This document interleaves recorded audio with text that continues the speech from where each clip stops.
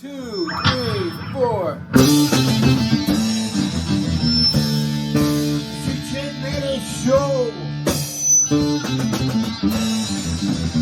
Cheech and Manny Show. All right, welcome back to the Cheech and Manny Show, right? We're sometimes known as the music show, the true crime show.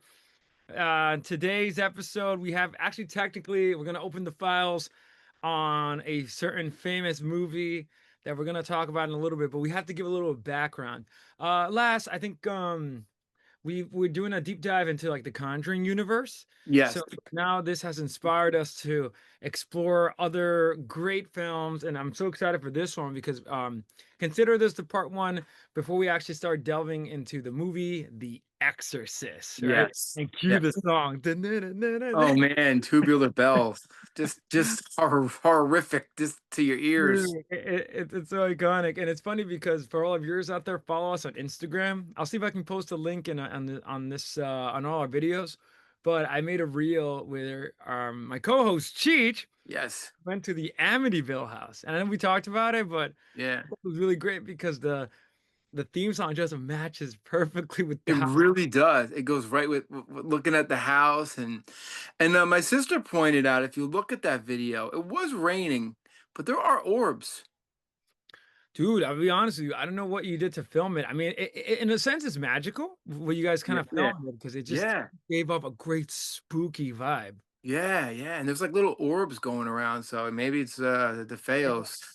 Shout out to a certain student of mine, loved the reel and knew the Amityville house. He was like excited, saying, "You've been to the Amityville house?" And of course, as a teacher, I was like, "Not now, not now." But Yeah, yeah, yeah, yeah. dude, that is it's Catholic school teacher, oh right? gosh, yeah, keep that secret. I mean, to be fair, I mean, I know rock music is the devil's music, or used to be known as the devil's music. So Yeah.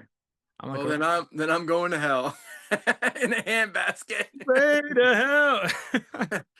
But Or I think Bon Scott has another song, "Hell Ain't a Bad Place to Be." I think it's exactly.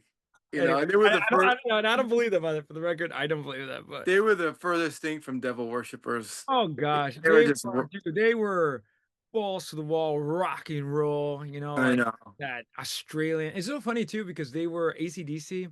They were short, Yeah, they were short short dudes. guys, Yeah, and yeah, they're ripping the meanest riffs like um Bon Scott, amazing frontman yeah. too. Highway to Hell, just that. That whole album, oh, Yeah.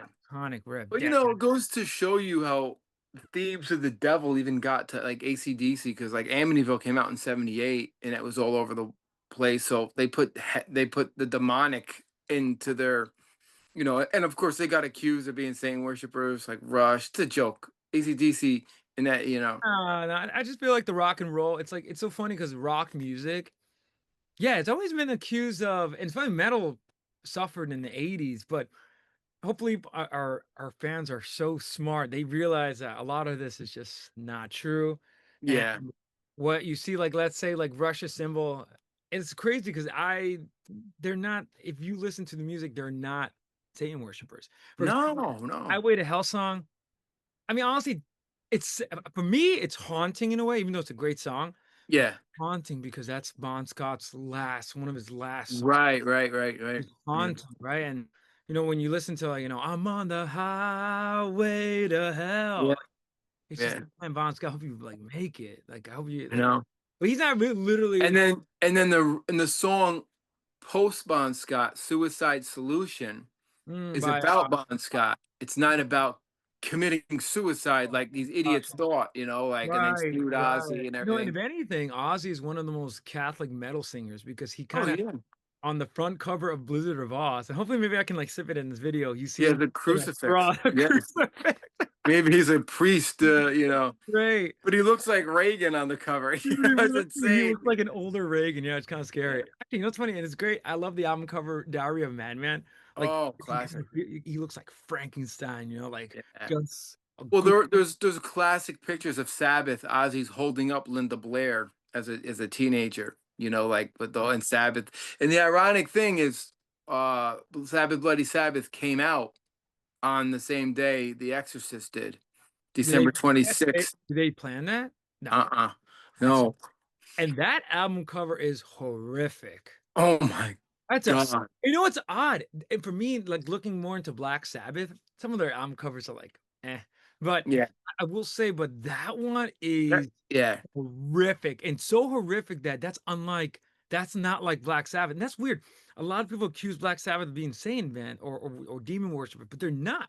No, They use they're it all they're they they're use it for Catholic. theatricality. Yeah, and it's fascinating, but maybe one day in the future we can talk about that Sunday Bloody Sunday, sorry, Sabbath Bloody Sabbath, Yeah. that one is horrific, but to be Oh, fair, it is. the album cover depicts sorta like what, my Reagan is going through. It's, like, ironic, it's right, it crazy. is, it is, it is. But, Yeah. before we start, we're gonna be looking back in prehistory, The Exorcist movie. Yes. We will release part 2, The Exorcist itself. So Cheech has we're gonna be exploring the sort of like the true story and the background, which Yeah. no, I'm sorry, let me say that again. Many do not know. And honestly, The Exorcist is such a famous movie that that real story gets lost sometimes, right? But before It does. we begin, Yeah. shout outs, Cheech. How are you, my brother? How been the concerts, man? You guys been rocking. Yeah, a lot of shows. We did Long Island, as you know. There's a lot of video footage out there. And of course the Amityville. Sunday night we just did a great set at Freebirds. I think I sent you some clips of the opening, the house band, and there was an all chick band that was Yeah. playing. That was Oh, really, really, really good. They sound like the Runaways. So yeah, we've been really busy. We're gonna, hopefully continue to go playing more shows. And we have the People's Ghost Hunters, which is the new thing. we Today, have the People's Band, the People's Podcast, and now the People's your yeah, go-to ghost hunters. yeah, and We're gonna Vincenzo and we're gonna Riley. bring you to the sites. Yeah, we're gonna hit a couple of sites that I've been thinking. Today was a great day away from the hell. Let's call it Hell House for the month of October.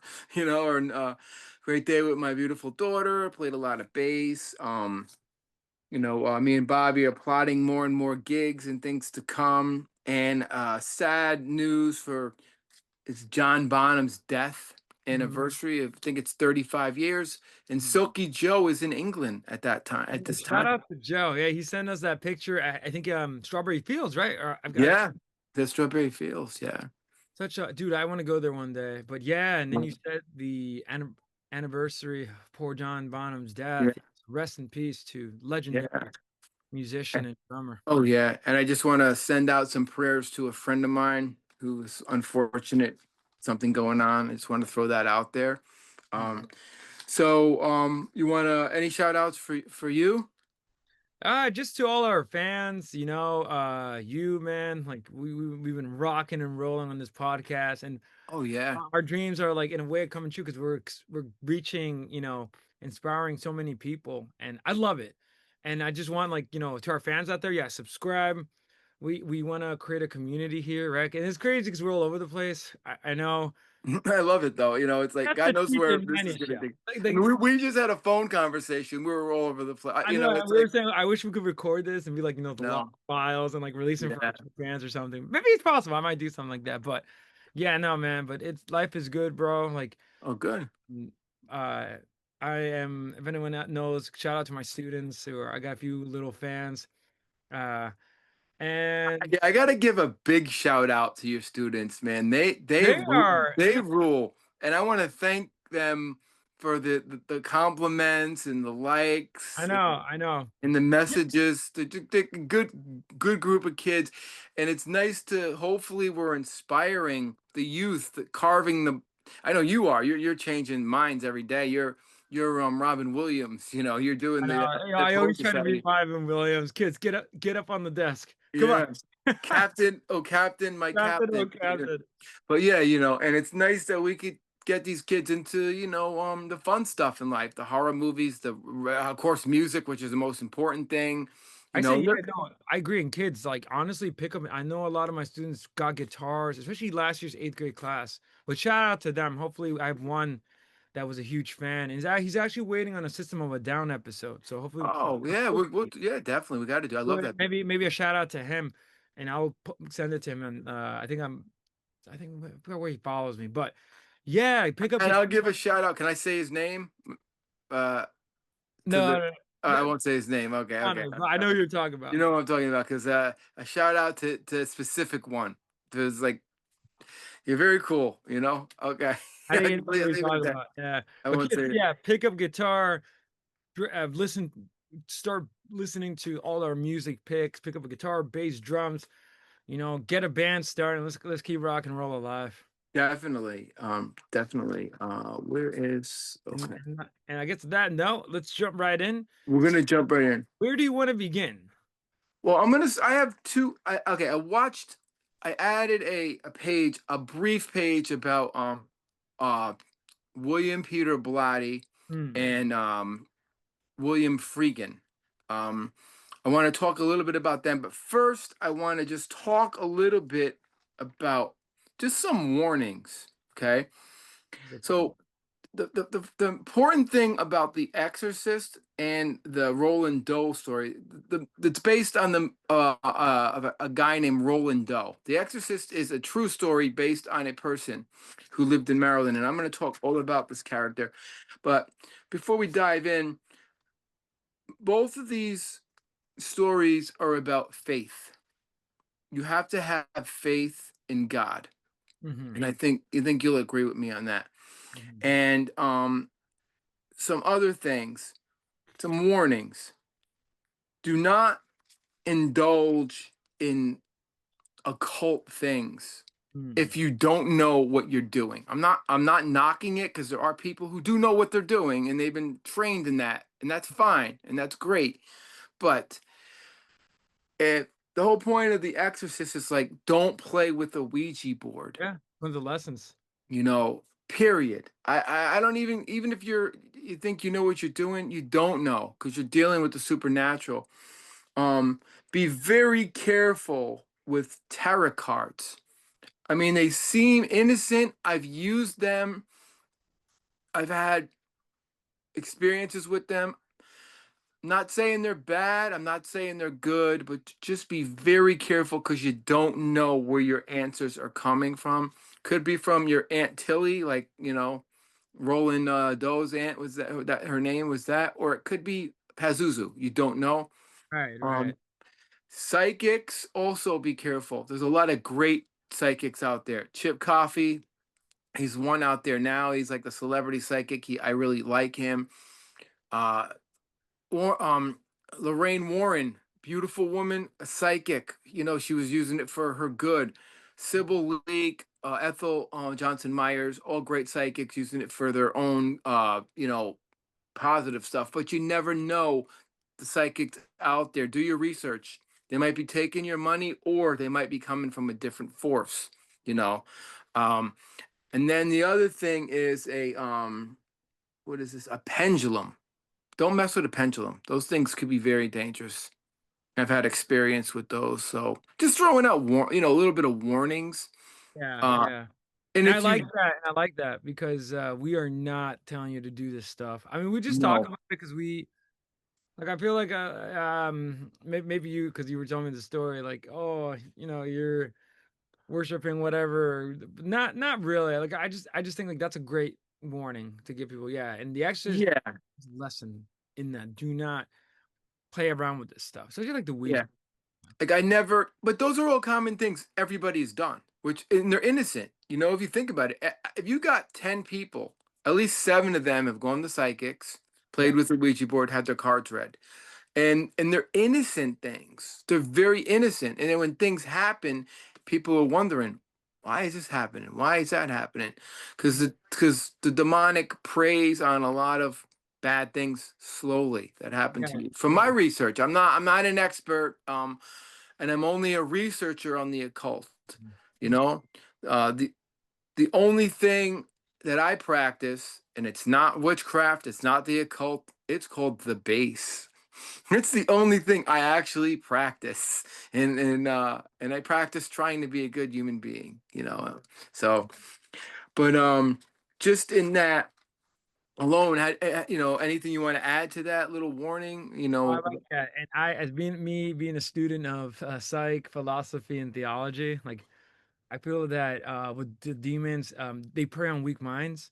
Children are susceptible for Oh sure. yeah, yeah, And I always view these some of the again, we're not saying that the tarot cards, there's a mystery behind them, right? Like we were talking about like where do they get their power? No one really yeah, talks. And the thing is like, yeah. I don't think tarot cards are bad. I no, mean, no, no, no, no. It's like saying, how Christians say like poker's bad because of gambling or what. yeah, yeah. It's But not that they're bad themselves. The problem is like going back to the demonic is from a theological perspective is and it's that these provide windows for the demons to enter. that's it. Yeah, For that's. example, and the Ouija board is powerful because Oh that yeah. mysterious object. It's definitely one of those objects like you can buy the board game and Buy it at a toy store. I actually went off on a. There's a toy store in Mamaroneck. It's been there forever. I forgot the name of it. I picked up a Ouija board and I said, "Dude, why are you selling this?" And he's looking at me like, "What? What?" I said, "Do you realize what this can do?" He's like, "Oh, you saw The Exorcist, huh?" I said, "No, it's no joke." I said, "You shouldn't sell this to young kids." And there's a label, won't sell to a child under 9. I'm like, what? I mean, but I believe in this stuff. Call me crazy. Raised a Catholic. I've seen the Ouija board. It's worked for me. It's done crazy shit. I got lucky when I used it that nothing stuck around. Same thing with psychic. Same thing with tarot cards. Had a bad experience with tarot cards and will never go back there. But yeah, just they're all good stuff. Like if you want to have fun, and if people know what they're doing, and they're like people that are professionals at it, and you get a good vibe. And here's the thing that I gotta say: if you have an uncomfortable feeling that's telling you don't do it, please go with your instincts. yeah, trust your instincts. Cause I, Especially if you if you believe in Jesus or are a good Catholic or Christian, trust your instincts. Because I feel like we've been there when we know something's not right. I think exactly. that's usually your conscience. It is, and you got to trust your instincts. And I wish I did in the past a little bit more, but I've never dabbled in that. But thanks to my dad, he provided maybe another show. I'll talk about his encounter with the yeah, you told me. reason why he encountered it was because he was he like was read the Bible like 3 times. He read it from front page to back. And so the demon sensing that my dad may go to the light side, Yeah, uh, bring him down, and again had like his Reagan moment, right, where yeah. he was trying to take over him. But and maybe I'll tell the story in another episode. But yeah, I never dabbled in that. And actually, I have to thank The Exorcist because I was afraid of the Ouija board because of The Exorcist. Especially hearing my dad explain it. It's Yeah. great because it worked. I would never, and every time I see it, I avoid it at all costs. Oh yeah. I take it seriously. I think it's like one of those things like a skeptic or an atheist, agnostic, or someone not non-believer. The Exorcist is it's a movie about faith, like you said. It's a drama about faith. It's not a horror movie. No, it's Not not not really a a horror horror movie. And movie. people might say, "What? You No, guys and that's are." great because a lot of people think horror is not scary. No, because it's real. Like, see, this can Yeah. happen to you if you're not careful. And you're gonna explore what's the guy's name, the real story? Roland Doe. We're You're gonna gonna get into explore him. Roland Doe's story. And Yeah. I highly recommend also that our viewers check out Exorcist on podcasts and Oh yeah. they'll explain to you the demonic in this world of the demons. And again, and we kind of will talk about it next week on the movie episode, but Pazuzu, the demon, is based on like Mesopotamian, I Oh think, yeah. mythology, which also presents a few mysteries of that ancient world. They say Yeah. that there was a world before the great flood. Mm-hmm. Fallen angels were like, those are the demons themselves, right?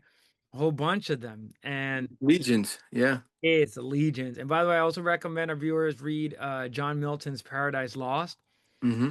which is a great poem about what we're talking about. If you want to get a good sense of, even though it's a powerful work of poetic poetics, it's just powerful because I'll explain the fall of Lucifer, what is going for those you don't know, and then obviously also Yeah. read Dante's Inferno.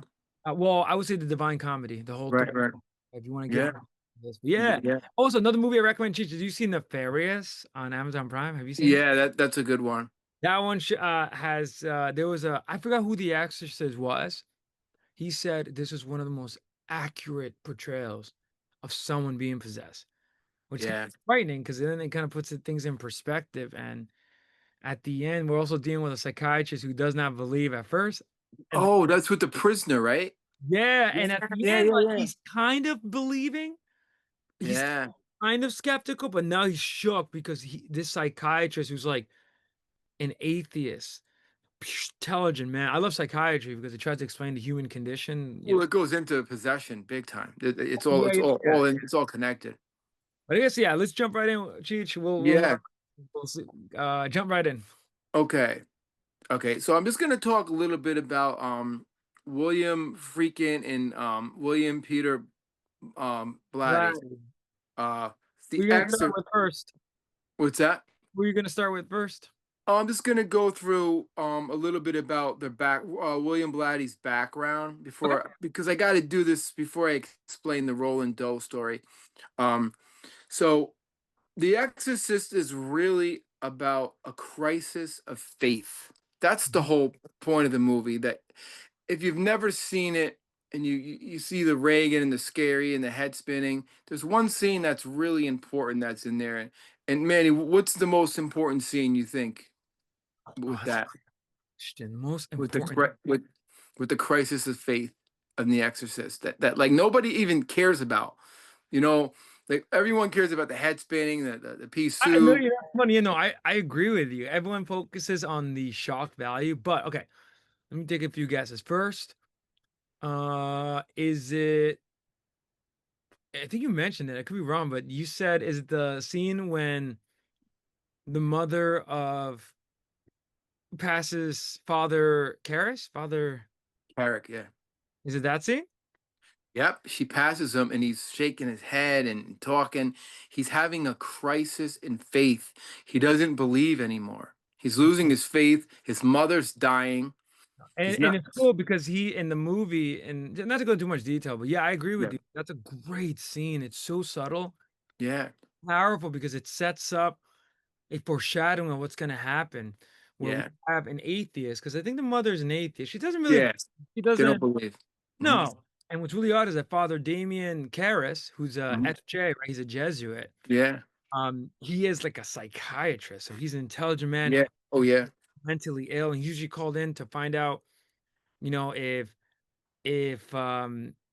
someone needs an exorcist back in Right, those days, and to this day, the Catholic Church first calls a psychiatrist, or sometimes they'll train their own priests, mostly Jesuits, to become psychiatrists. right, right. He's seen at this point, he's like, yeah, this is all like kind of like, eh. And he's such a great actor too in the movie because he's like he's so his looks, his lack of belief, and you see it in his face. He's so worn down and Oh, tired. yeah, yeah, Yeah, yeah, great acting. I yeah. agree with you. I love that scene. Very subtle. I think that's the most important scene of the whole movie. You know, because if you don't catch it, I didn't catch it until I started to break The Exorcist I down. I caught those are some of the scenes that I caught. And I know we're gonna talk the movie, but a very similar scene also that when I might rewatch the movie for the season. Yeah, I did. I rewatched like clips of it when I seen these We just should do also Exorcist 3 maybe in the future because it talks about Legion and it was directed by um not Freakin but Blatty, which is fascinating. yes, yeah, because he Maybe hated two, but he loved three. right, maybe we can Yeah, talk about it in the future as maybe and well, the great George C. Scott, oh my God, brilliant, brilliant, brilliant. brilliant actor and one of my favorites. But one of the best scenes also is that, and it's so the way it's filmed, we talked about this. Again, people think it's a horror movie, of course, for the shock value, Yeah, this design, right? But the true scary part, which I thought I even was like, yikes, I didn't know it was like this intense. The mother is so desperate, brings Reagan to so many doctors. You yeah. see Reagan with like tubes, with like everything trying IV, everything. Yeah, everything. And the mother, you see the horrific mother yeah, time, she cannot do anything. She is helpless. yeah. That's a horrible feeling. Well, it's the motherly love for your child. No, That's it's true. another concept in the And remember movie. when she comes to Damon Karras and he's like, just do something. Like, and Karras is like, um, Yeah, It's not that easy. It's like, but she's so desperate. It's one of the core at top of loss of faith and the story of faith. It's also a beautiful story about mother's length to save her child, especially Yeah, the world, the scientific community, which we all usually sometimes believe in over faith, kind of let her down. They can't offer an explanation. yeah, yeah, It's yeah. great drama, like in the middle. That's the drama in it, the crisis of faith, and then the motherly love, the mother's love for a daughter to try to save a daughter, which is so important, so important. So yeah, we'll just jump in. Um, so it's about crisis of faith. So it was perfect timing to make the movie. The Vietnam War was ending. Flower power was dead. Yeah, Political things like Watergate were about to happen. Nixon was really fucking the country up. Manson murders were couple years before that, and Anton LaVey was everywhere. So there's a lot of negative shit going on, and a yeah. lot of The demonic world. kind of stuff going on. So just a little history of William Peter Blatty. He wrote comedy films, which is hysterical to me. This guy came up as a writing comedy, you know. Um, he wrote a comedy show called Shot in the Dark. And Mm, then he did What Did You Do in the War, Daddy? mhm, Um, Darling, Darling Lie, and The Man from the Diners Club, and then books called I, Billy Shakespeare, Twinkle Twinkle Killer. And he was on the Groucho Marx show. You can YouTube this. He was actually on the Groucho Marx show doing comedy. He was a student at Georgetown, which is where it takes place, that's where he wrote the concept was. So his professor told him of the story of Roland Doe. He told the class, and he found it very interesting. So he took the sheet or the article that he had, and he saved it. mm, So he was down on his luck, and he didn't have any projects going on. So he decided to think about writing this as a book. So he wrote the book, and the book went nowhere. It was like his Caress of Steel. When he first wrote it, nobody was interested in the devil. They'd seen Rosemary's Baby. It was like, okay, there was Vincent Price making a bunch of B devil movies, and Christopher Lee, but nobody was really that interested at that time.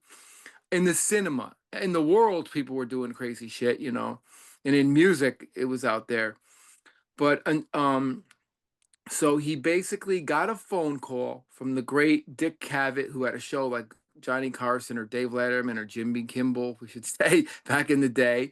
And he said, what are you doing? You want to be on my show? Now, Blatty was semi-famous. He wasn't a superstar. He was known. He was trying to make a name for himself.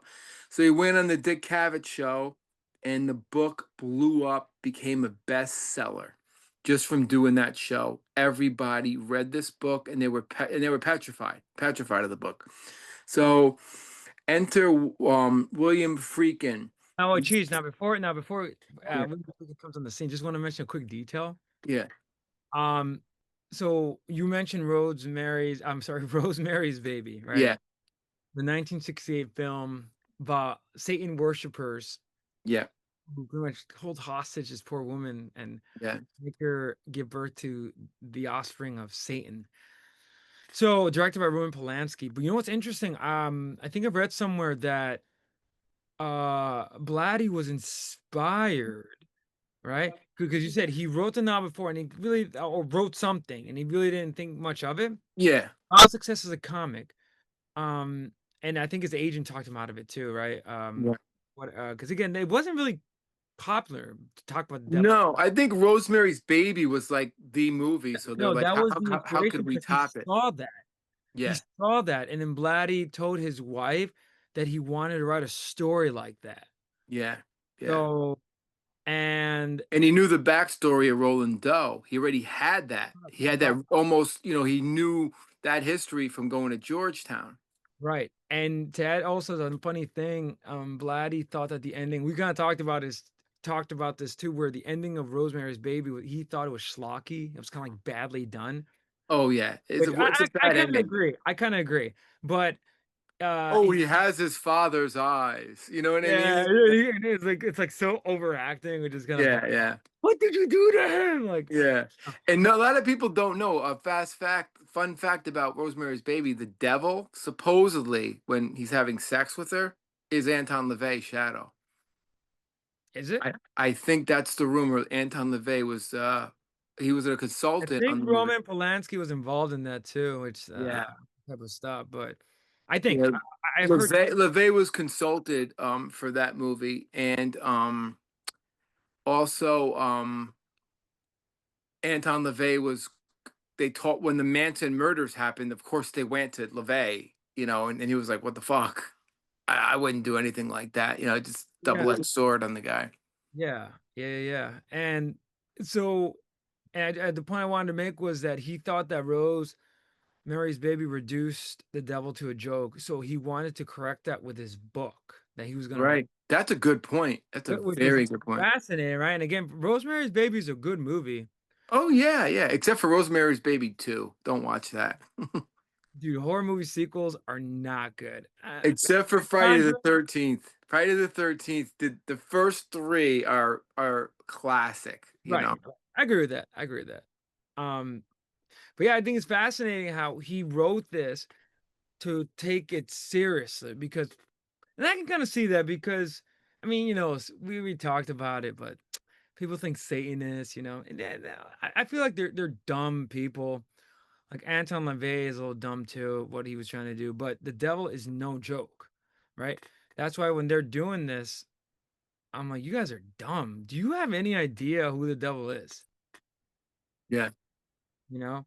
So, I Blatty know when you're conjuring up stuff, you don't know what you don't know what you're doing. Like I always say to myself, these people are that far fucking gone. You don't know, and even if you are a Satanist and you bring up the demon, right? He hates you. He doesn't oh, like you. no, You know what I mean? He wants to that harm is you. no, that is the biggest irony. So I love and again, Polanski and Rosemary's, Baby, again, it's a great movie and it shows the sort of I think the true horror of that movie is that paranoia, right? Because Mm. oh, claustrophobia too, because it's so claustrophobic. So, Yeah. everyone Rosemary turns, everybody's in on it. But And they what's make her like she's crazy. They make Rosemary create like going right, like she's I going think crazy. that's the true horror, which is great, Yeah. great, It's like great. psychological. Yeah, Yeah. but yeah, I think people forget that demons hate you, and actually, Yeah. they if they get it, and we kind of talked about Nefarious that shows this. Oh Um, yeah. they do not care what happens to your body. They don't care what happens to your No, life, no. and motivated by that hate, they are gonna try to hurt you in any way possible. Yeah. And And then, when I've spoken to modern day Satanists, I was just curious, and I met a couple of them, and they confused me because when I asked them, "Well, who do you believe?" and they say, "Oh, we don't believe in God or the devil." So I said, so So I'm like, "You're an atheist, and they said, "No, I told you we don't believe in God or the devil." So I said, "Well, what do you read? Do you read Elias Levy? Do you read LaVey? Do you read Crowley?" And the guy looked at me and he goes, "Oh, all you long-haired rockers, all you do is talk about Crowley." And the guy got like pissed. I'm like, "Dude, I'm just asking a question. Who do you read?" And he wouldn't give me an answer. And this is like modern day oh, 2000, yeah, you no, know, and that's why Satanist.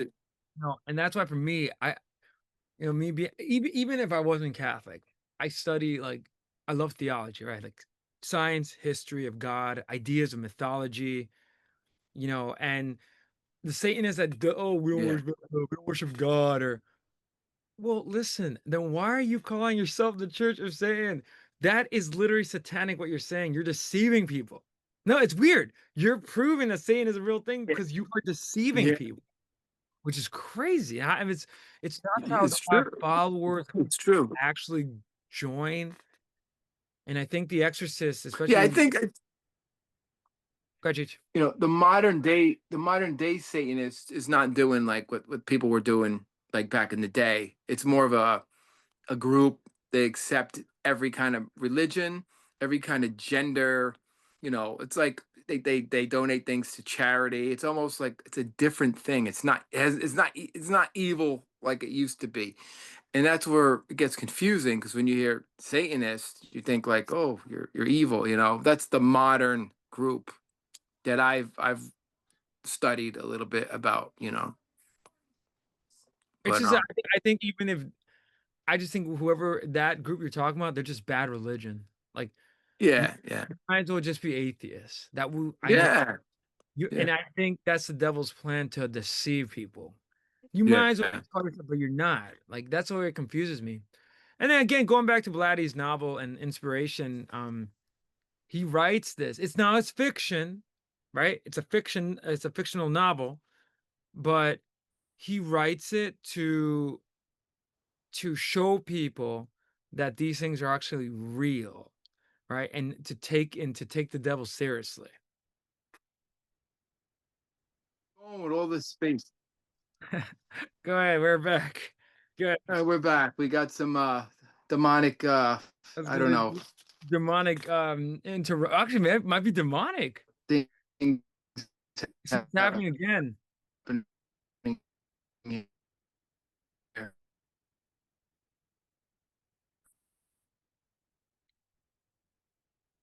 Yeah, Cheech, you're freezing up.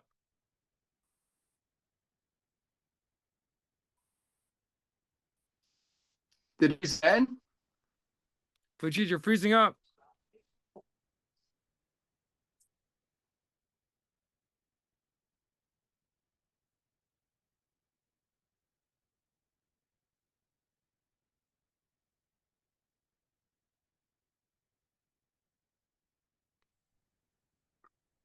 Cheech, you hear me?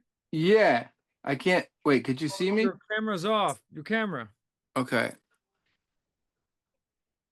All right. Are we good? Yes. So what's that? Your phone's charged? Yeah, yeah. You look small. How do I make? All right. Okay. Let's just go. You going? Yeah. Okay. We're recording now. Yeah. Okay. So let's jump into where we left off. So he gets on the Dick Cavett show. The book does really good. He meets William Freakin. They love the idea and they said, let's make it into a movie.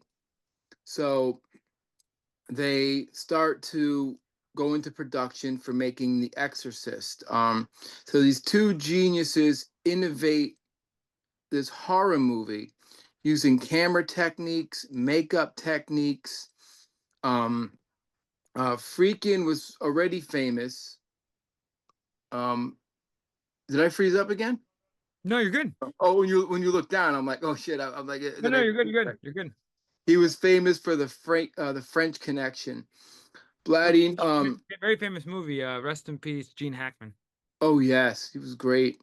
But they wanted to make the movie in the style of a documentary form, like the book, That's an because important detail. yeah, because he had made the screenplay and Mm, freaking hated it. He said, "No, rewrite it. right. Rewrite. Go back to the book." That's the only disagreement they had. So Mm. they made the movie, and we're going to talk about the movie. But that's just some basic facts about the movie. But here's a huge fact: a guy named Mike Oldfield comes out with a song called "Tubular Bells" in And again, November. and for our viewers out there, make sure you pay attention because one of the most iconic things of the movie, which obviously not found in the book, Yeah, but in the movie, is this usage of, and the song just plays for maybe like a minute in the beginning of the yeah, movie, or yeah, sort of in the beginning. It has the mother walking and it cues exactly. Yeah, famous Tubular Bells song, which is Strange by Mike Oldfield, right? Mike Oldfield. yeah.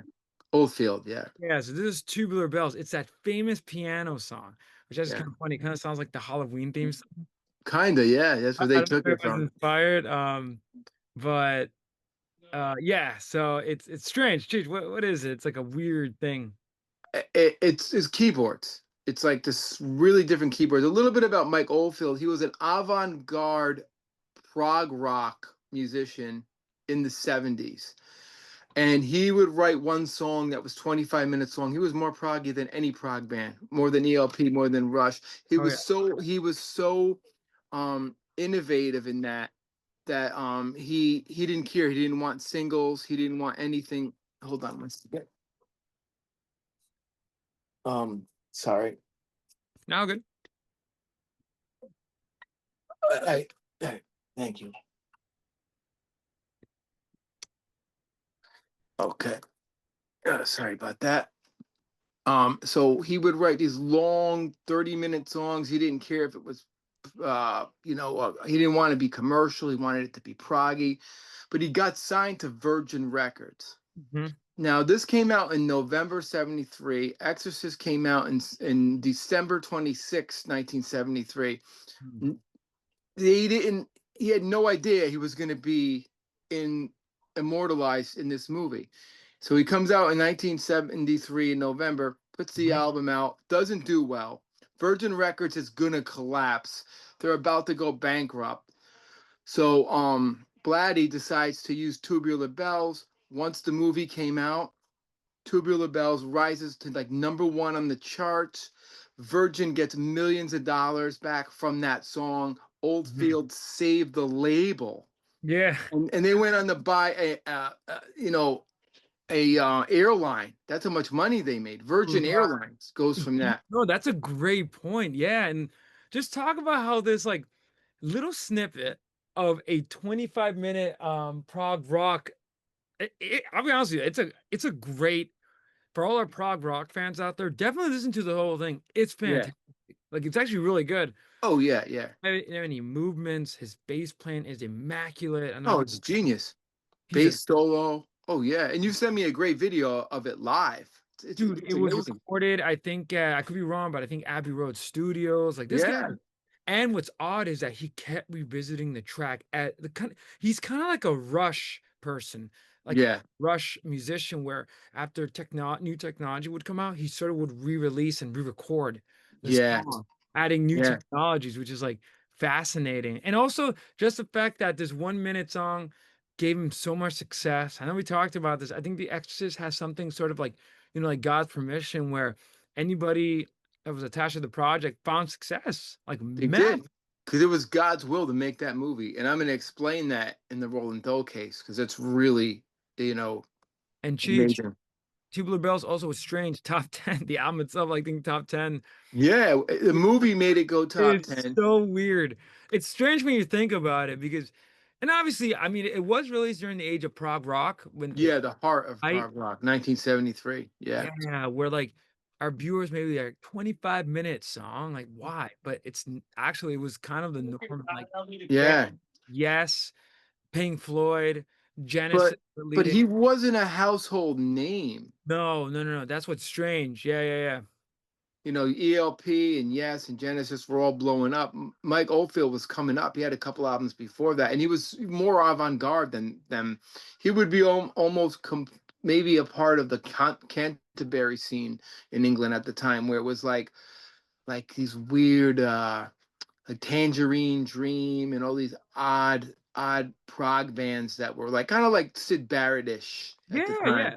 Well, But no, and to be fair, like there are yeah, I agree with you. Like Mike Oldfield was not a household name. no, And when he released this, I mean, it's strange because he's such a musician, he doesn't care. Like you say, he's avant-garde, he does not care. perfect at the time because his sound was progressive rock, which any prog rock fan, you'll love it. Yeah, And I love what you said that the director William Friedkin, this was by chance. Like I think he was just at some record label's person's office. He didn't like the score that this dude made, this yeah, original score. He didn't like it, and then picked up some records. He put on a record player, Mike Tubular Bells by Mike Oldfield, and then he was like, "You know what? This is the music, right? Let me hear Dude, the first minute and it's all meant to be. They all had their caress of steel moments, you know. Blatty's book is not doing good. He's going to book signings. Nobody's there, you know. Goes on the Dick Cavett show. Boom, the book sells. yeah, You know, he meets Freakin', who's already a legend from the French Connection. Let's do a movie about, you know, not about the devil, but about faith and about, you know, more religion and, you know, and that kind of thing. And then they find the music, so it all weaves in. It's all almost like it's all meant to be, and everybody was on their last legs. Oldfield was like, he didn't care. I don't care. Oldfield probably wouldn't care if the album did good or bad. He just wanted to make art, you know. And Blatty was like just wanting to make art too, and it was, everything aligned for these guys. So and then, you know, Virgin Records was going to go bankrupt, and because of The yeah, Exorcist, they got an airline out of the deal. because of You that know, success. And it's crazy because it's like a 50-minute song. It's like it would two yeah. sides, right? Back in those days on vinyl, so it'd be two sides Oh yeah, or two vinyls. But it's just fascinating how it's only like the first minute that's used, and yeah. the movie is Except the very keyboard intro, you know, that's really it. You know, right. And it's one of the most iconic horror soundtracks. Like it is so iconic. that and Halloween are the two. I mean, It sounds similar. yeah, The Exorcist is like you. It's terrifying when you hear that music. You're just like Yeah. you're like, oh my God, you know. It brings you right to what you see in the movie. But after studying this, I have a different view on The Exorcist. Like, it's not as scary as I think it once was. It's more spiritual, if anything. That's my I opinion. have a theory, and I guess I wasn't born at the time, but I agree with you. I saw the movie when I was little. Yeah, I was not little, but I was young when I first saw it. And I think my dad, we were watching, he used to turn on movies and we used to watch. And that movie he liked. It was so famous. yeah. And I think I agree with you. At first, we are like, this is frightening. It's like Chucky, Oh, Halloween. well, because she's so evil in it. You know, the things she does, Right, the things she right. says, it's No, anti-Christian and Roman Catholic, you you know know. what's funny? Like when I saw the movie, I don't remember the horrible scenes. I'm not gonna mention too much detail, Yeah, but yeah, yeah. there were some horrible scenes. The one I remember, you're right, is when she is scratched up and like, turning her head. Yeah, yeah, It's just so great, and that's what scared me. But then when I saw it several times, and I'm a movie buff, movie critic myself, yeah. um, I noticed that the movie is not as frightening. And actually, that's okay because it's actually a spiritual masterpiece. It is, and gee, Spirit. it's a horror movie. It's a spiritual masterpiece. It's a drama. Yeah. It's groundbreaking for camera angles and uh, the way the scenes were done. They would put the cameras on wires when she's coming up the stairs. You get this effect going. You know, they weren't really doing that in movies in '73. Makeup artists, you know, that went on like to like. Well, I will say like uh The Exorcist was really I'll be honest with you, I think there were already innovative techniques in cinema. The 1970s was one of the best ages for movies. Oh The yeah, Exorcist was among their just innovation wise because yeah. when you think about it, there was nothing quite like it. I mean, No, it was like when Psycho was released in the 1960. There was nothing like it. He this yeah. and he they took risks because they didn't, Uh, I know we talked about it and without going too much detail, but like some of the risks today, obviously would be a little controversial, but they yeah. it's truly movie magic. And I'm going to give you three examples. Um, Psycho, you didn't want to take a shower. I did not want to take a shower. I took a bath, you know, dipped my Yeah. hair in the water. Jaws, Yeah. did not want to go. You didn't want to go in your pool after You you saw that know what's movie. funny? As a side thing about Jaws, which I love that movie, it's technically not a horror movie. But it's one of the most famous. It's No, in the no. genre. You That's know, it's what's weird. crazy. No, that's what's weird. It's technically not a horror for me Yeah, because at the core of the story, it's about a father trying to protect his family. it's a drama. It's another drama, but it's disguised as a horror movie, and it's so iconic. John Williams, again, talk about famous scores. Right? Dun TBH dun. the shark. Oh my God! Here we go. It's tubular bells and And dun dun I know dun when we're dun at dun dun dun dun it's dun dun. funny Dun. as a side joke, Yeah, we two temple mentions. The first one, yeah the me and one of my coworkers, usually there was a joke where I was wearing the black sweater and like there was a white part here, so I look like a priest. So I would turn yeah. on Exorcist Tubular Bells song. I walk and like I feel like it's someone called a priest. And This then was we walking said, around, oh, looking at us. da da, dun dun dun We dun. started going, uh-oh, oh, Yeah, dude, don't you're freezing up. I freeze. think we're experiencing demonic interruption right now.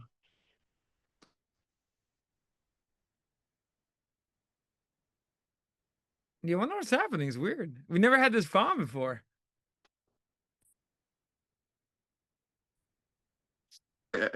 Did you? I'm here, yeah, but you're freezing up now bad. So keep Yeah, talking. this is odd. Got some All technical right. difficulties. Okay. Yeah, now we're good. Wait, is your Yeah, I think phone something's plugged in? trying to stop this. Yeah, my phone's plugged in, and we didn't have Because this problem your last week quality because I have the went new down. email. I don't know. The guy have full Wi-Fi, which is weird. Could be the Wi-Fi, but let's keep going. Um, How much have you got left? um. Well, then no, I could start rolling dough right now.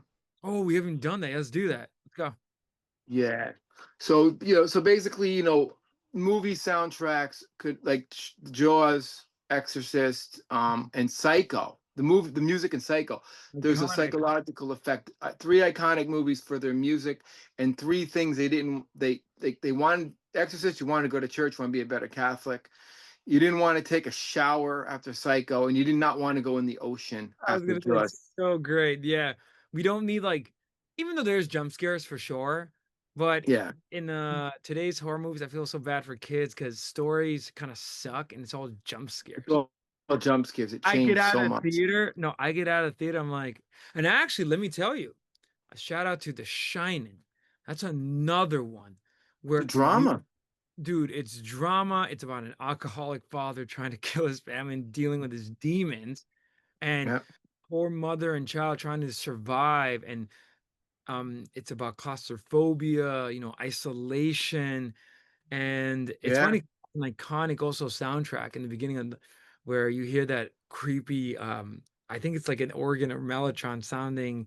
I Yeah. know you remember when the dad's driving, it's so uncanny. But shout out to The Shining. I think that's another frightening. Supposedly, what's her name? The woman, the wife in it, Yeah, she's Shelley Duvall. Shelley The Duvall. She had traumatic, post-traumatic stress after making that movie. guys, and again, this is I'll be honest with you. I mean, the golden age of one of 70s, there was a golden age, but Oh, for horror movies. Yeah. things that the directors did probably would not fly by today. And yeah, and No. we'll talk about the making of the movie next week. But yeah, anyway, I just want to give a Yeah. shout out to The Well, Shining. All right, yeah. We'll talk jump about. in. So let's No, get into Roland Doe. We'll go. Hopefully, I won't freeze up, or Pazuzu won't block this. Zuzu's trying to stop us, man. And so the exorcism of Roland Doe, the real story of the exorcist. In the late 1940s in the US, a priest of the Catholic Church performed a series. Now I don't know how many exorcisms they were doing on Reagan. It seemed like maybe three or four. This list lasted well over a month. An anonymous boy under the name Roland Doe, series of exorcisms. He was 14 years old. He was a victim of demonic attack. The events were recorded by this man, very important man, Raymond J. Bishop.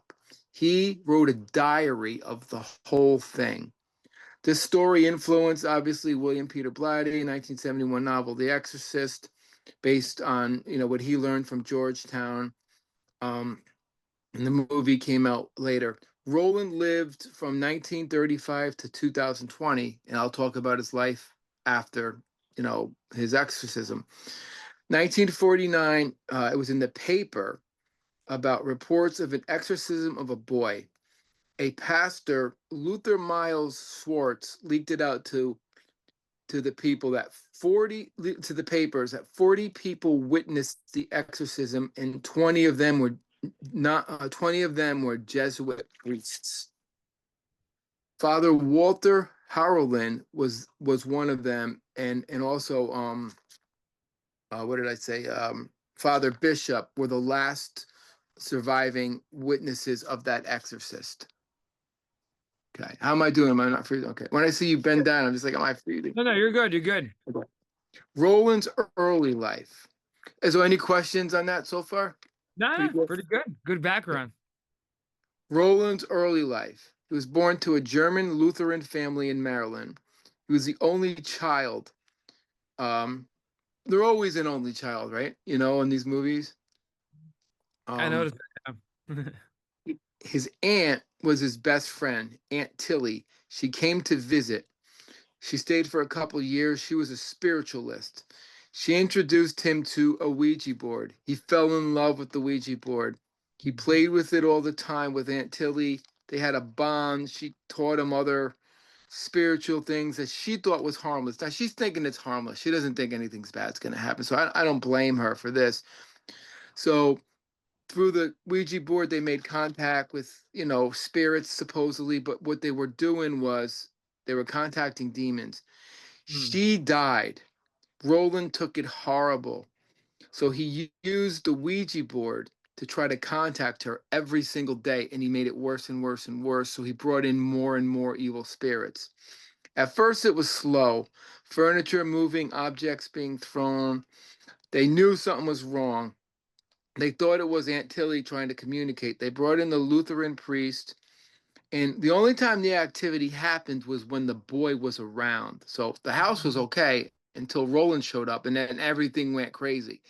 Even when Roland went to school, there's reports of the teacher and classmates saying that the desks would move, they used to have ink, you dip your pen in the ink, that would fall out Huh. of the thing. Teachers were saying that there was something wrong. And this is like real encounters. So the Lutheran priest took a psychologist with him and they took him to his house. Well, let's just say that they couldn't get through the night with the kid. He was really, really in Reagan mode at that point.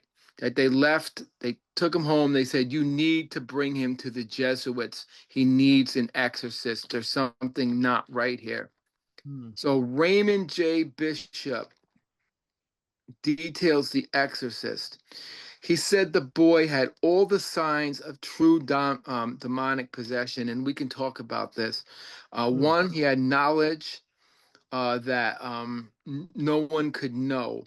Only he can only tell you about his dark secrets. So the priest was given the exorcist, and the priest did not go to confession that day, or he went to confession, but he didn't confess all of his sins.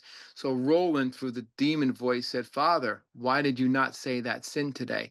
That's how he knew he was dealing with the demon. Second, he spoke fluently Latin, Aramaic, and Hebrew.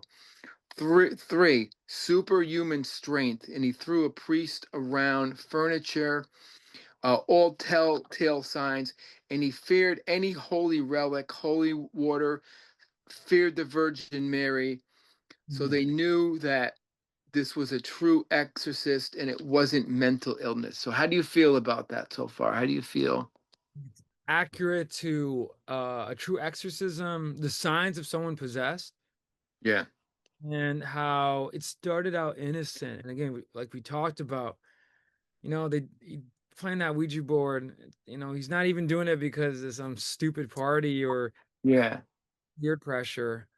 Something out of innocence then creates this like problem where something is following him, right? Some entity, like he's experiencing like yeah. a true conjuring episode. Well, his aunt dies, and then this stuff happens. So I don't know. She just died. She had nothing to do with the devil or anything. I think he's just trying to conjure her back, and he just was going nuts, and like the floodgates opened. Him Mm. not knowing what he was doing because she shouldn't have taught him those things. She probably didn't really know what she was doing. Um, and he had the three signs.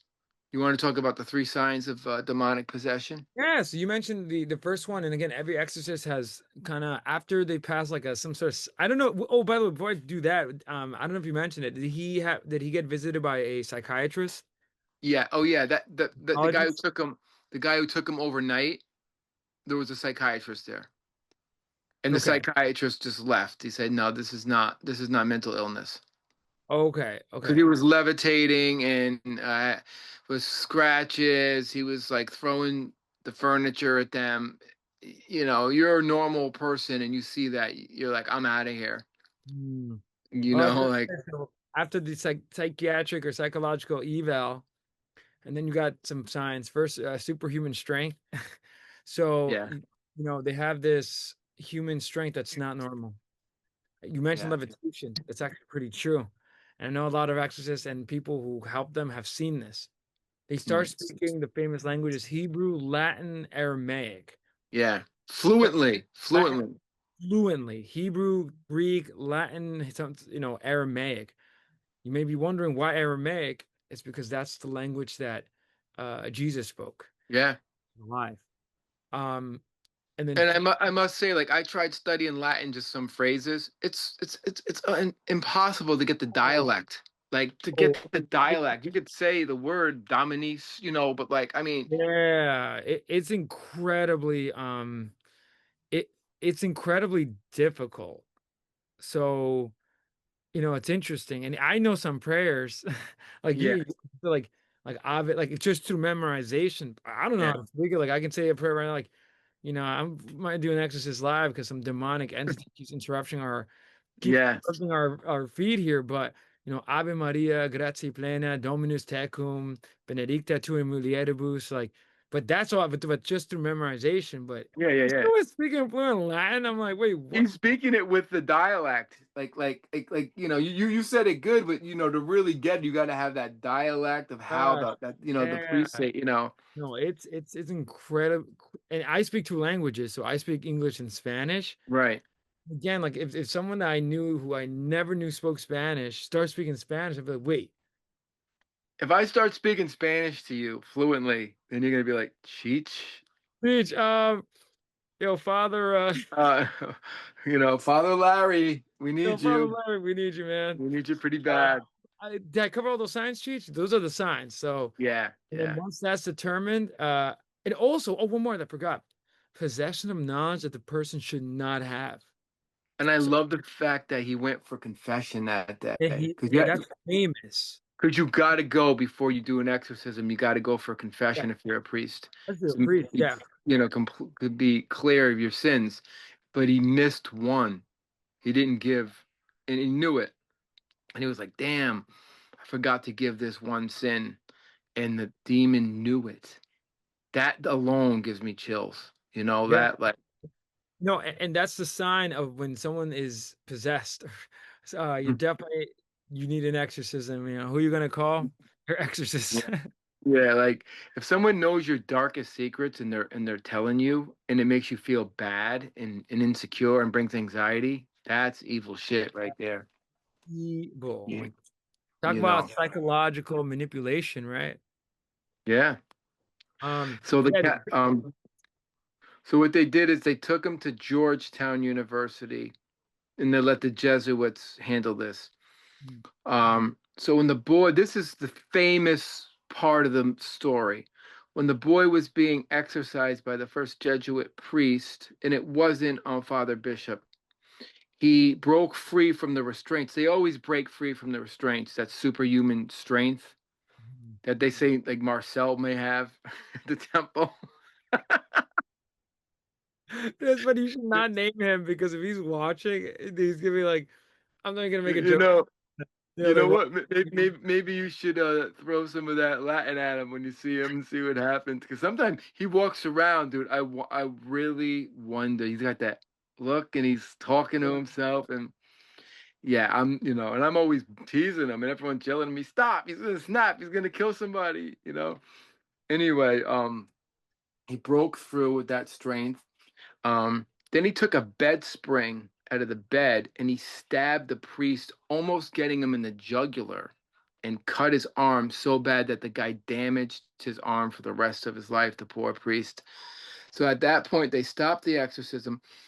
And this is an important fact. On Roland's stomach, it said Lewis. And they're like, what does that mean? That has nothing to do with the Bible. But the mother said, I'm from St. Louis. So then the priest said, you need to go to St. Louis for some reason. So they went, packed up, went to St. Louis.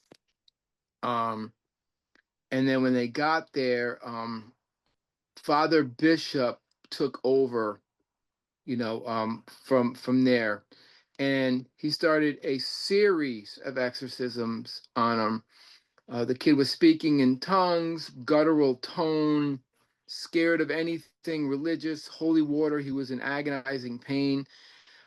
He broke one of the third priest who I told you about. He broke his nose. So Yeah. they tried many, many times to exorcise the demon from him, and they could not do it. They just Mhm. couldn't do it. So the this exorcism lasts about a one or 2 months. It goes on. Now, Father Bodern was the main priest, and Father Raymond Bishop, he's the important one. He wrote the diary. He wrote every day, every detail, every aspect of this. The third priest, I don't know his name, but he's very important too. They don't name him.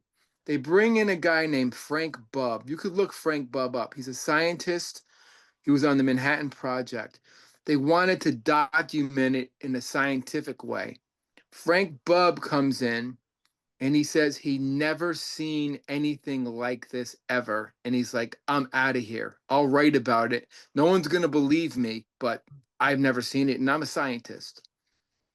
So, uh, uh, they figured out there's multiple demons in young Roland. They tried everything to get the demons out of him. They tried to baptize him. Because he was a Lutheran, he wasn't baptized. So they said, now answer me this: if you're Manny, if you're baptized, could you not be possessed?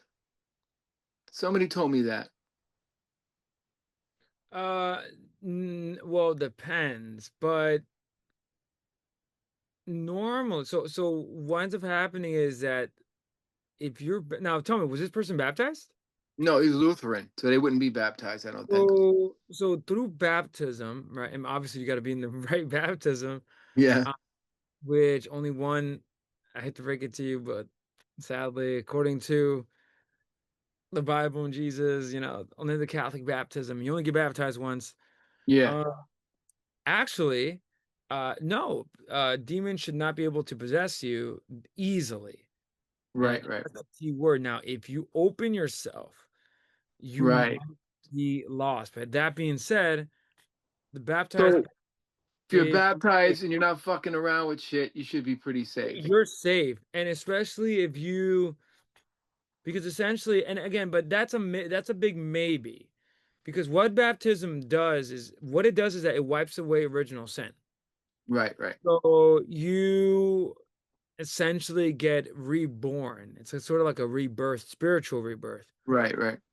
So, like if you get baptized, if you convert to Catholicism, you get baptized at 40, it wipes away your spiritual Original sin slate. you're born with. Right, right. Right. That being said, but if you open yourself up to mortal sin, venial Mm. sin, and also demonic windows, no, you can be lost. And You- you- the It only won't protect you.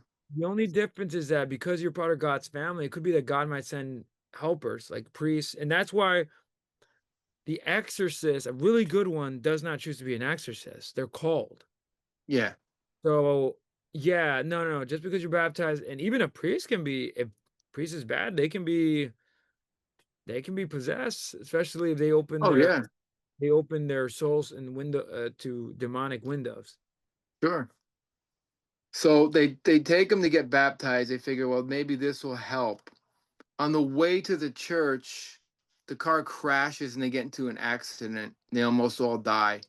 But they did get him there. They did baptism on him. He suffered. He was screaming. Didn't work. Then they went back to this church where they had an outside garden where they had the stations of the cross. They brought him to each station and blessed him.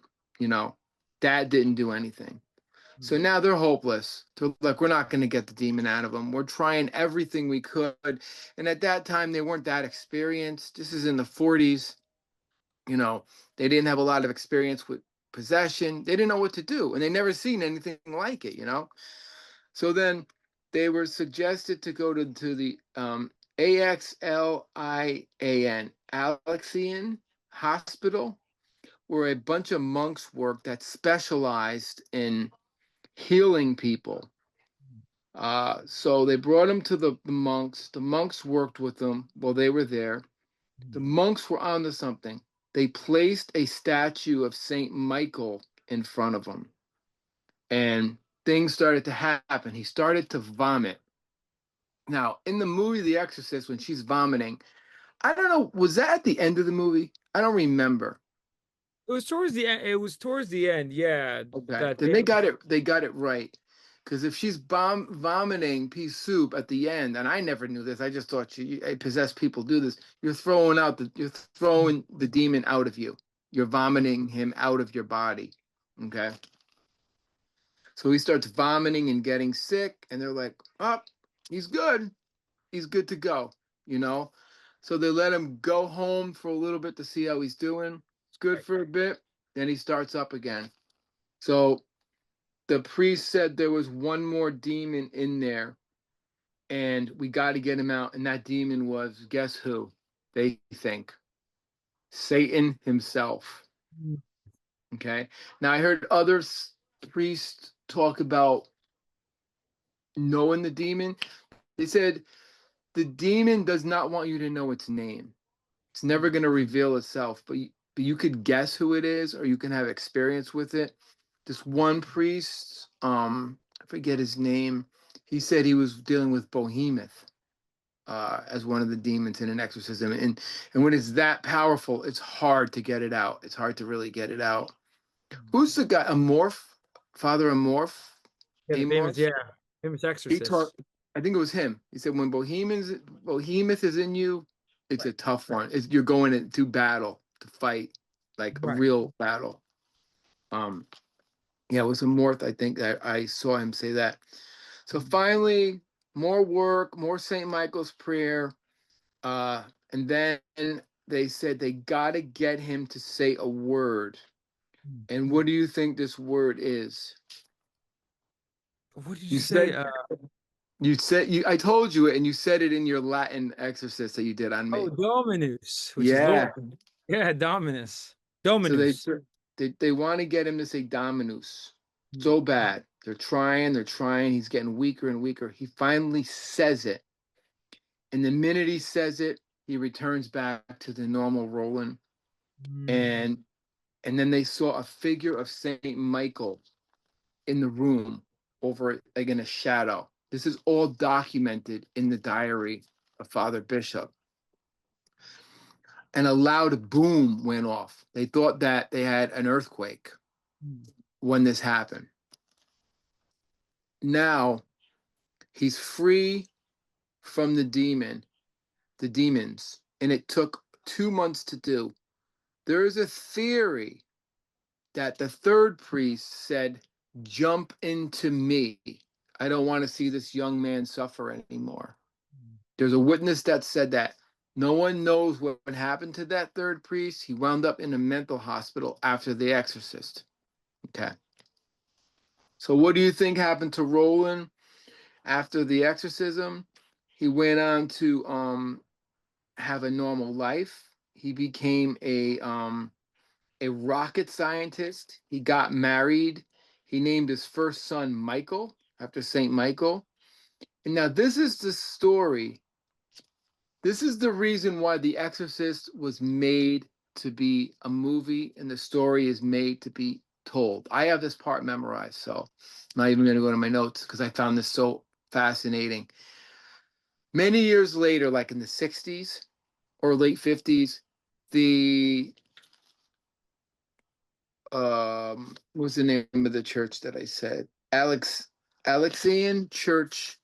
It wasn't a church. That was a hospital. They took him to. It was like a mental facility. It was crushed and crumbled to build like either condos or new buildings.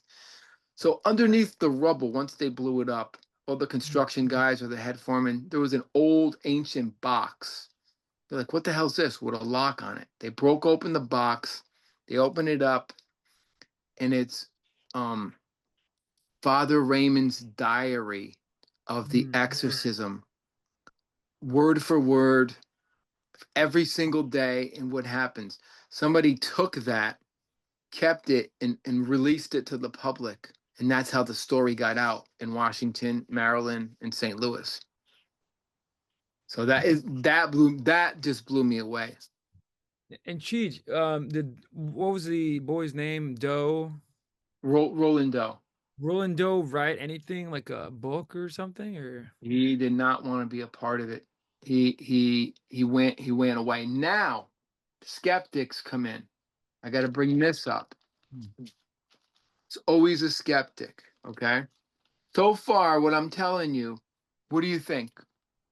How does this sound? Does this sound real to you? Does it sound like somebody just wrote a story in Oh no. wrote it in diary? No. No, this is and again I've seen um I've watched and like also like just this learned from a lot of exorcists, not themselves, but just through my own research. Yeah. That it's not, it sounds exactly what they would go through. And what's odd, what's really strange, and I don't understand why it was so time consuming to do. Um, but I guess I can see that because depending on how many demons a person has or what or how That's what it powerful. comes down to. That's what it comes down to. And what's really odd is that at this time, the idea of an exorcist, which has always existed, right? Like, but it's crazy because we were now and the 1940s. I'm not sure, and this is before the internet age, and even like to a certain extent, like I mean, like if you needed an exorcist, it was kind of hard, Yeah. and and it's crazy how you mentioned the monks because yeah, they were one. You have, for example, the famous Saint Benedict of Yep. Nuremberg, who demons are afraid of Yeah. because of holiness. And usually a Benedictine monk is your go-to person that can cast demons. Yeah. Another one that's feared were the Franciscans. I don't know about today Mhm. anymore, but back I think so for today, but back, especially back in the day, Yeah.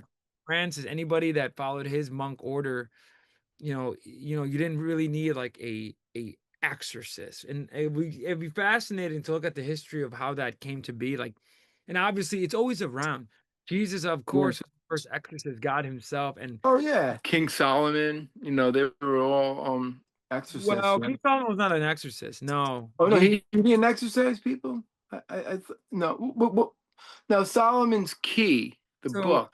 well, I don't know about that, but if you follow the Bible, no, before Jesus, there was no exorcist. And Okay. the only way you would, in the Old Testament, the only way you might get healing from a very like prophet like Isaiah, or Yeah. you have to Moses. find him. Maybe Moses, maybe, but Yeah. no, Jesus comes, and that's why when he does it, it's so powerful because these possessed people were roaming around, Yeah. and not even like the rabbis or like the Jewish scholars they didn't know what to do. They just did what, you know, tradition, incense or Yeah. whatever, Yeah. certain like herbs or no, but Jesus was the one that did it and gave the authority to the apostles. So yeah, it's always been around. But Yeah. I like how, like, not like it, but it's interesting how it took some time. Yeah. Yeah. I love how you said St. Michael's prayer.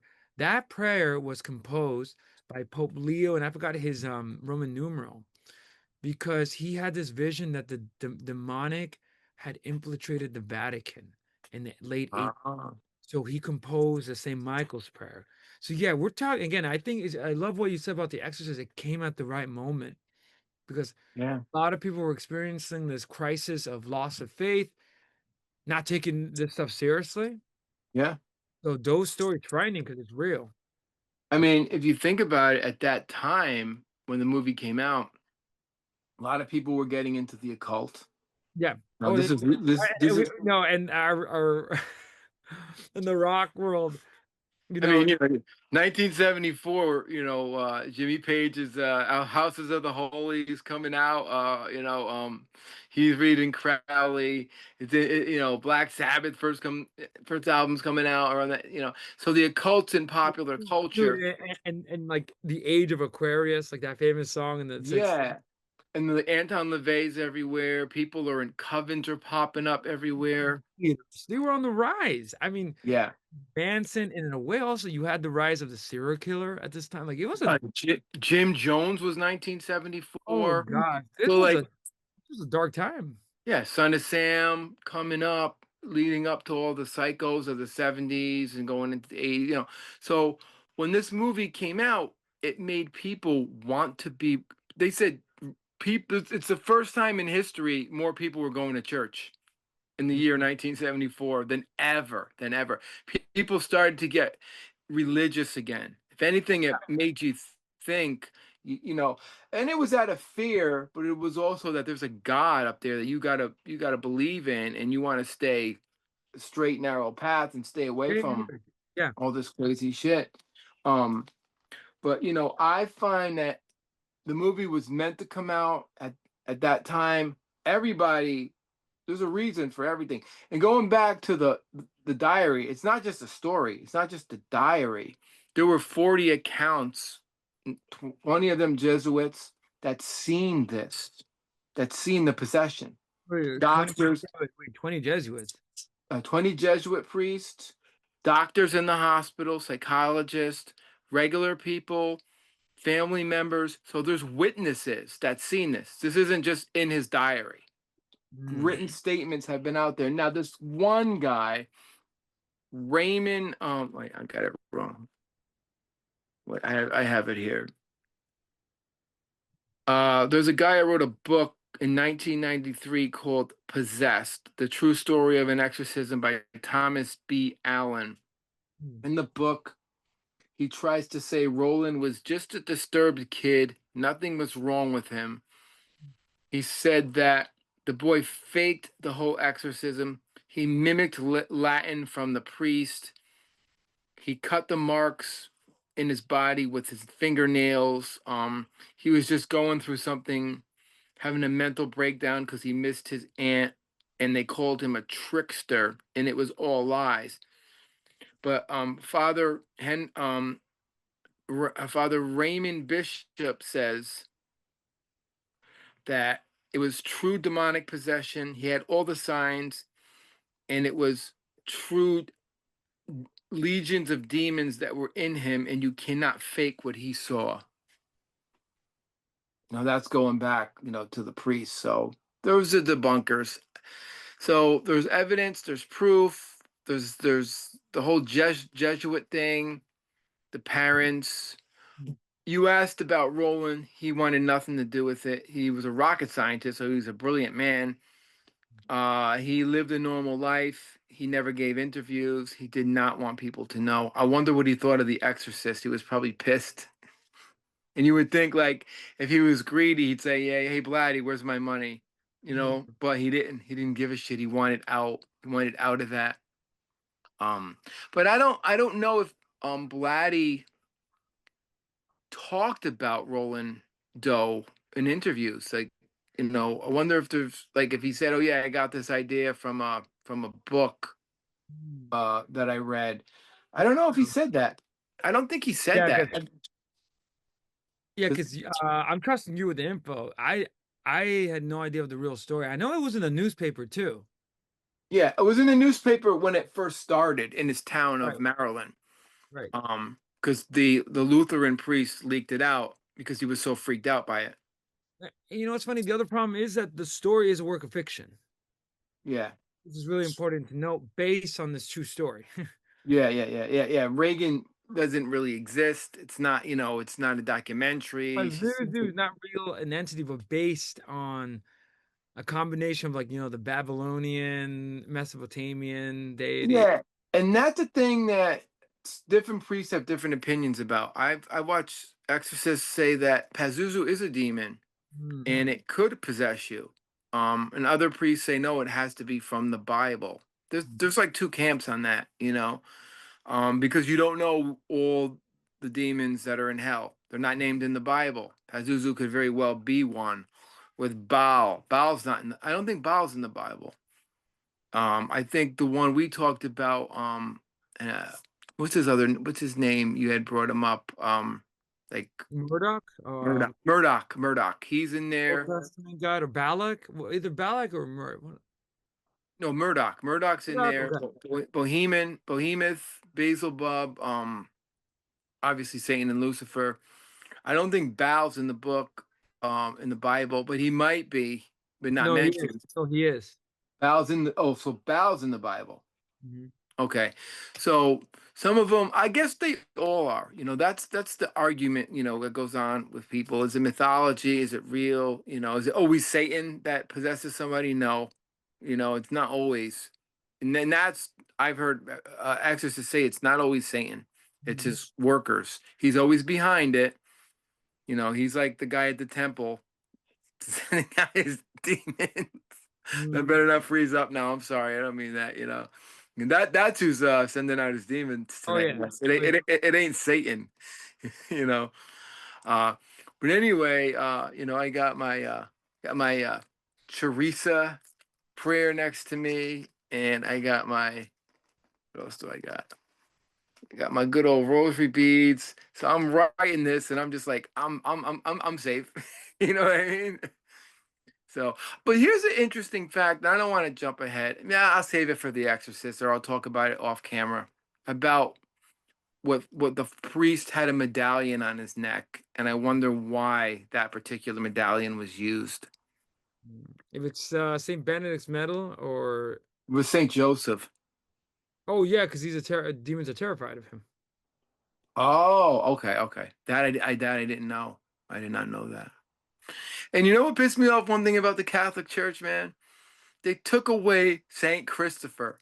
You know, my first name is, for you people, I'm Cheech, but was Wait, Christopher, and wait, what do you mean? they took away his sainthood. I'm like, what did he do?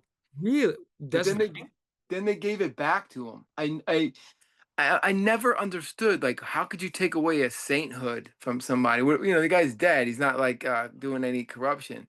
And I was just like, why? I got to ask a priest that. But he's back. He's back as a saint.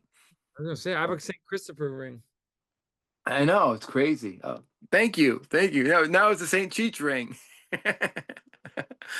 Not that I'm a saint. God, I'm not a saint. But anyway, this was a great episode. Yeah. Any questions on this? No, I think that's a good like prehistory. This is like the true story, very true exorcism because that's how it is, and Yeah. this will set up the scene for the movie, which we're gonna talk about next week. And it pretty much is the movie. If Right. the priest jumping in, the demon jumping into the priest. I don't think Reagan took a spring out of the bed. That's the one thing I always remembered about the story when I learned it from my good friend Dave at the temple, and I borrowed the book from him. There was books written about it in the so there were books written about Roland Doe. Mhm. Definitely, the story's been around. But my question is, when Blatty came out and did it, like Jimmy Page would say, "Oh, that was like a Robert Johnson song." Did he pull like a Jimmy Page where he had to get sued? You know what I mean? Like nobody sued him, but did he say where he got his proof from, or Mhm. did he keep it a secret until it leaked out? But I believe he probably would say it was an old story I read about from Georgetown. I don't know. I'd have to look up more interviews with him on it, but all the good shit, man, that make for a horror movie, Oh and yeah. it's right there. But the whole point of this is to get the backstory to The Exorcist. Kids, do not play with Ouija boards, More of the uh, story. and have faith in God. Yeah, seriously. I mean, it's okay to lose your faith because of circumstances, but I think like, this shows you the power of faith in God at the end of the day. And right now in the world, we're going through some changes. Oh gosh, yeah. Without going too much detail. And then they predicted this in the Mayan calendar. You know, they said that when the Mayan calendar was going to happen, the world is going to happen like it is now. But they were off on that date. They were off by 10 years. And that was like 12 or 15 years ago. And now is where the Mayan calendar, I think, would have been where we're at now, because the world is so split. on Mhm. everything. You know, if anything, the devil's down there laughing at all the chaos and evilness that's going on in the world. And that scares me because it's like these are almost like biblical times in a twisted way. Yeah. I will say though, with the Mayan calendar, no, they were accurate, dude. They The were only accurate. Yeah, the only thing that ended in 2012 and that we have entered a new era since 2012, a new So cycle in the universe. right, so that new cycle started like 2012, and actually it's been accelerating to now. yeah, and it's because I thought maybe the Mayan calendar the date was wrong, but it started 2020. Well, But no, their calendar was to the heavens, accurate. and it is so true. The new cycle is not a good cycle, and I worry that for my child's safety and future, that this world could get better. Mm. And my only, like my knowledge is just looking at this technology is beautiful what we have because we get to do this platform and I get to post videos and we get to do a Cheech and Manny show. But when you go on, I'm obsessed with reels and you see these hate and evil and crazy stuff. It's like, man, what's happening? This is definitely the work of the devil, Mhm. so I don't know. And what's going on in the Middle East, the wars are still going on and they're going to go on. It seems like they go on forever. It's like Mm. it's sad. I just wish that we can get peace in this world somehow, but who knows, man. But on that note, this was a great episode. And any last words? No, just really excited to talk about the Exorcist movie, which is for me a my list, a must see. And Yeah. yeah, we're living in crazy times. I feel as though there's one thing that can help people, and that's like, I'll be honest with you, faith in Jesus, because Oh yeah. I feel Yeah. like we're living in very uncertain times. I've never seen anything quite like it. No. It's kind of reminding me of like historic, and you're right, historically, we're living into some biblical time. Like it's amazing how things just changed in 3 years. Three Oh, years. dude, I would argue since like, yes, well, maybe five, just the Yeah, acceleration, the split between people. the hatred, the I, deaths. I was telling somebody that the hatred and lack of compassion is crazy. I've never seen anything quite like it before. Yeah. And it's And in the youth, which is even scarier. well, it just shows you how the youth is corrupted. I Yeah. mean, and it's sad because I mean they're the ones that are gonna suffer. I know. They don't Very. understand. And it actually, it's a very, if you watch Lord of the Rings, it's like very Lord of the Rings where all hope Yeah. is lost right now. But I'm very hopeful. I think hopefully, we have peace times coming, and by some divine miracle, which I truly believe will, And the hopefully. real the real thing that's starting to scare me, I'm seeing more and more is this AI shit. And The zombie guy is pretty frightening. a The lot of people are acceleration. saying that's coming from a demonic force. Well, it's gonna be like one of those things like the horoscopes or like the Ouija boards where like just everything about AI is just crazy. Yeah, I'm seeing stuff where it's starting to change information and lie to like it's starting to take I don't think it'll ever take on consciousness, but if it does, Oh, it kind of already did.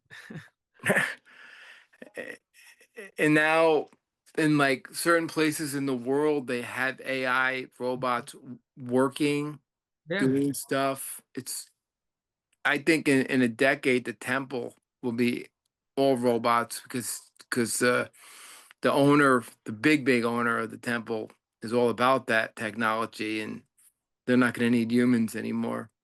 No, there are certain jobs that I think AI are definitely gonna wipe out. Yeah. Cashiers, be careful. Oh yeah. The other one, safe is something like I don't know, like your profession there is definitely something Well, that's. the one thing it'll never wipe out is this: two people having a conversation Oh yeah, no, no, and about a topic that's interesting, or four people going on stage. As long as there's electricity, it doesn't even have to be plugging in yeah, and just playing with your heart AI can't stop that shit. You can make fake music, you know what I Yeah. mean? But you can't stop two people from having a great conversation and give spreading knowledge and facts to people. And you can't stop great real music played by real musicians from the heart or any other art. You can't stop somebody from painting.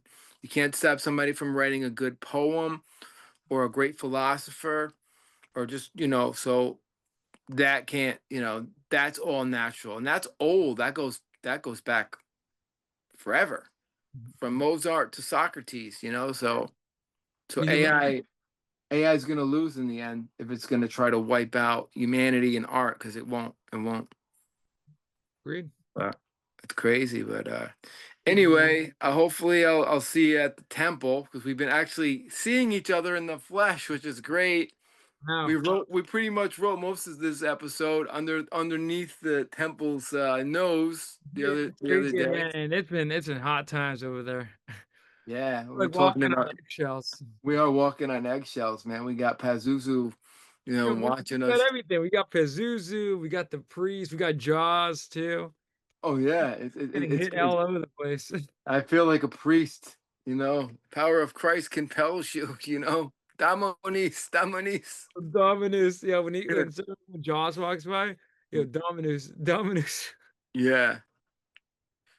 So, but anyway, just glad to have a job and being thankful. But we did write. We did talk about some episodes. So we are writing and coming up with ideas at the temple, which I always love. Underneath their noses, we get away with it. So, but great episode, man. And we'll do The Exorcist, the movie, and compare it to if you want to see the Roland Doe documentary. Believe it's on Prime. No, HBO Max. And everything I talked about is on that episode. I didn't. Did your voice turn off or no?